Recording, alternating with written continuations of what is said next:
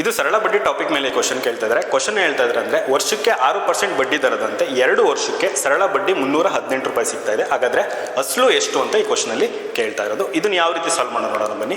ನಾನಿಲ್ಲಿ formula use ಮಾಡಲ್ಲ, percentage concept use ಮಾಡಿದೆ ನಾನು ಸಾಲ್ವ್ ಮಾಡ್ತಾ ಹೋಗ್ತೀನಿ. ಯಾವ ರೀತಿ ಮಾಡೋದು, ಒಂದು ಯಾವಾಗಲೂ ನೆನಪಿರಬೇಕು, ಏನು ಅಂದರೆ ಪ್ರಿನ್ಸಿಪಲ್ ಯಾವಾಗಲೂ 100%ಗೆ ಈಕ್ವಲ್ ಆಗಿರುತ್ತೆ.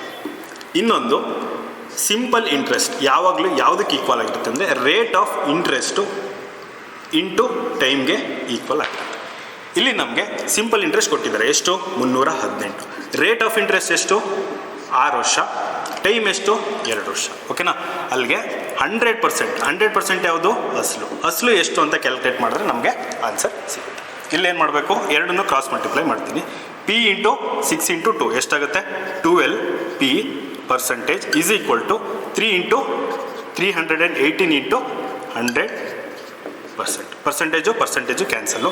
ನಾನು ಇಲ್ಲಿ ಏನು ಮಾಡ್ತೀನಿ ಅಂದರೆ 318ನ 12ರಿಂದ ಡಿವೈಡ್ ಮಾಡ್ತೀನಿ. ಅಲ್ಲಿಗೆ 318ನ 12ರಿಂದ ಡಿವೈಡ್ ಮಾಡಿದಾಗ 12 2 ಎಷ್ಟು 24, ಎಷ್ಟು ಉಳಿಯುತ್ತೆ, ಒಂದು ಕ್ಯಾರಿ ಮಾಡಿದಾಗ 7 ಉಳಿಯುತ್ತೆ, 7 8, 12 6 ಎಷ್ಟಾಗುತ್ತೆ 72, ಇನ್ನೆಷ್ಟು ಉಳಿಯುತ್ತೆ 6, ಪಾಯಿಂಟ್ ಹಾಕಿದ್ರೆ 0 ಬರುತ್ತೆ. 12 5 ಎಷ್ಟಾಗುತ್ತೆ 60 ಆಗುತ್ತೆ. ಅಲ್ಲಿಗೆ 0 ಏನು ಬಂತು, ರಿಮೈಂಡರ್ ಬಂತು.